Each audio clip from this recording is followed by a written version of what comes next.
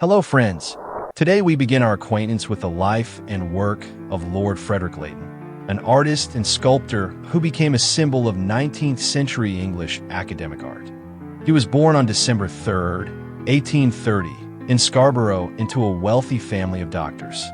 His grandfather, Sir James Boniface Leighton, served as court physician to Russian Emperors Alexander I and Nicholas I, so the family lived in prosperity and could afford to send their son to travel and study in various European countries. It was thanks to these trips that Leighton saw ancient monuments and Renaissance masterpieces from an early age, which shaped his aesthetic taste. He studied at University College School, London, and later in Frankfurt with Eduard von Steinle, and in Italy with Giovanni Costa, acquiring academic discipline and a love of the classics. As early as 1847, when he was only 17, he created a portrait of Arthur Schopenhauer in graphics and gouache. This is the only known complete portrait of the philosopher painted from life, and even then it became clear that the world was witnessing an artist of exceptional talent. In the mid-1850s, Leighton settled in Florence and enrolled at the Accademia di Belle Arti. It was here that he began work on his monumental painting. Cimabue's celebrated Madonna is carried in procession through the streets of Florence. The canvas was impressive in its scale, meticulous detail, and solemn composition. It would be the work that opened the door to the art world of London for him. The beginning of his life was supported by family wealth and freedom to travel. But it was his persistent study and early creative successes that made him the artist whose name would soon be heard at the 1855 World's Fair and attract the attention of Queen Victoria herself. The mid-19th century was the time when the young Frederic Leighton took a decisive step onto the international stage. In 1855, he presented his first major work. Cimabue's celebrated Madonna is carried in procession through the streets of Florence at the World's Fair in Paris. The painting immediately attracted attention with its scale, over 4 meters long, and monumental composition. It was a bold debut, as Leighton showed not just a scene from art history, but a majestic procession symbolizing the triumph of the Italian Renaissance. And it was here that something happened that changed his fate forever. Queen Victoria herself purchased the painting. For a young artist, this was the highest recognition he could receive at the start of his career. The Queen noted not only the technical perfection of the painting, but also the depth of the young artist's vision. This acquisition opened the door to the English art world, which was considered one of the most influential in Europe. Friends, please support us with likes and subscriptions for regular content, and thank you for watching us. The following year, Leighton became acquainted with London's artistic circles, and his paintings began to appear at exhibitions of the Royal Academy of Arts. For London, which valued academicism and at the same time sought new ideas, Leighton became the ideal artist. Young, talented, educated in European traditions, and full of ambition. It was this triumph in 1855 that marked Leighton's birth as a public artist. From that moment on, he was no longer just a student of European academies, but a prominent figure who was talked about in England and beyond. And that was when he began his journey to recognition as one of the leading masters of British art.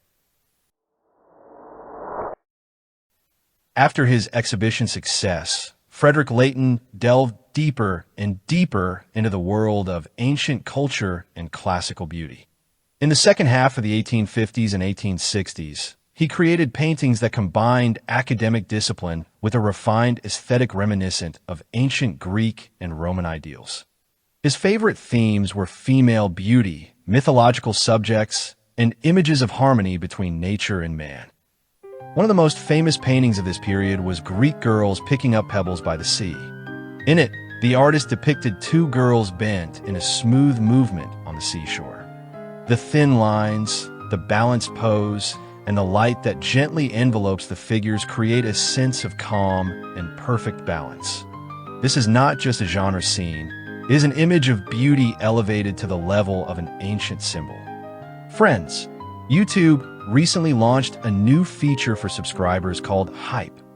Now each of you can vote for this video, and your vote will show the platform whether it is worth recommending it to a wider audience.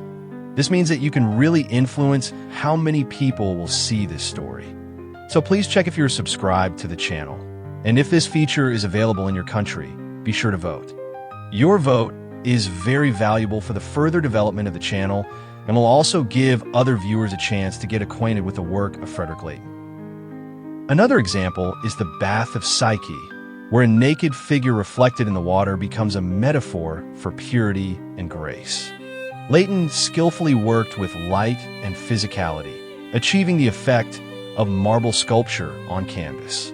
His paintings truly look as if ancient statues have come to life in paint. Critics called him the apostle of beauty, and Leighton himself deliberately avoided social or political themes, preferring art that cultivated taste and uplifted the spirit. At a time when Britain was experiencing industrialization and social conflict, his paintings seemed to offer respite and a return to a world of harmony. It was during this period that his style took shape, a synthesis of academicism, neoclassicism, and aestheticism. And it was then that it became clear Leighton was not just an artist of his time. He was creating a universal language of beauty that transcended the era. In the 1860s and 1870s, Frederic Leighton was already a well-known painter in London. His paintings on ancient and mythological themes were admired by the public. Paintings such as the Garden of the Hesperides, the Bath of Psyche, and Acte, the nymph of the shore, demonstrated the idealized beauty, graceful forms, and harmony that were so highly valued in the Victorian era. These works reveal a desire for perfection and purity, which Leighton saw in the art of antiquity. But unexpectedly for many, he discovered himself in another field. In the mid-1870s, Leighton began working on sculpture. It was a bold move, as British sculpture at that time remained quite conservative. He created a series of works in which he sought to combine academic skill with the lively dynamics of movement. The most famous of these was the sculpture Athlete Wrestling with a Python. It impressed the public with its expressiveness. The athlete in a tense struggle with a snake seems alive. Every muscle is rendered with anatomical precision, and the scene itself conveys the drama of the moment. This was a real innovation for British art. The sculpture did not stand still, it acted. Critics called this work a turning point for English sculpture. Leighton proved that he was not only a master of canvas, but also a versatile artist who boldly broke down the boundaries of genres. And it was thanks to these explorations that he gained a reputation as an artist who combined the beauty of the classics with the innovation of the modern age in his work. In 1878, Frederic Leighton became president of the Royal Academy of Arts. This was recognition not only of his talent as a painter and sculptor, but also of his authority as a leading figure in British art. He remained in this position for almost 20 years, actively influencing the cultural life of England in the late 19th century. Leighton sought to make the Academy more modern and open. He supported young artists, organized exhibitions, and helped introduce the English public to European art movements. His word carried weight, and his opinion was listened to not only by artists, but also by politicians and aristocrats. At the same time, he continued his own creative work. It was during this period that one of his most famous paintings, Flaming June, appeared. The canvas, depicting a woman in a bright orange dress resting in the sunshine, became a symbol of his aesthetic ideal, the harmony and beauty he sought throughout his life. This period can be called the apogee of his career. Recognized by society, honored with numerous awards and commissions, Leighton stood at the pinnacle of the British art world. But it was the last years of his life that lay ahead, bringing unexpected twists and turns and creating the final image of the legendary artist. In 1896, at the height of his fame, Frederic Leighton was awarded a rare honor, the title of the first Baron Leighton of Stretton. This was a historic event, as it was the first time an artist had been awarded a peerage in Great Britain. Ironically, the day after the awards ceremony, Leighton died of a heart attack in London. He was only 65 years old. His death shook the entire country. Thousands of people came to see the artist off on his final journey. He was buried with state honors at St. Paul's Cathedral, alongside the great sons of Britain. For an artist who had devoted his entire life to the pursuit of beauty and harmony, it was a symbolic and majestic end to his journey. His paintings and sculptures, Flaming June, Cimabue's celebrated Madonna, and athlete wrestling with a python, remain immortal symbols of the Victorian era. Even today, they remind us that art can speak across time and inspire generations.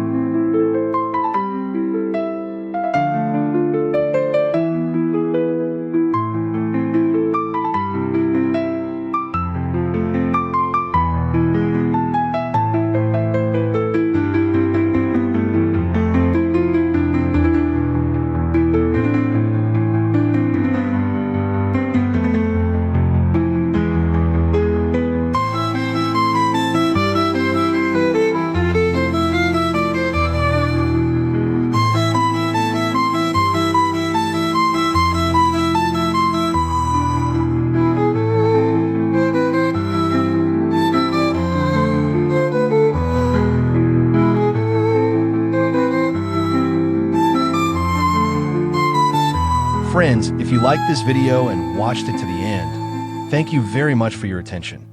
Remember, every like, comment, and subscription helps us develop this channel and create new stories about great artists.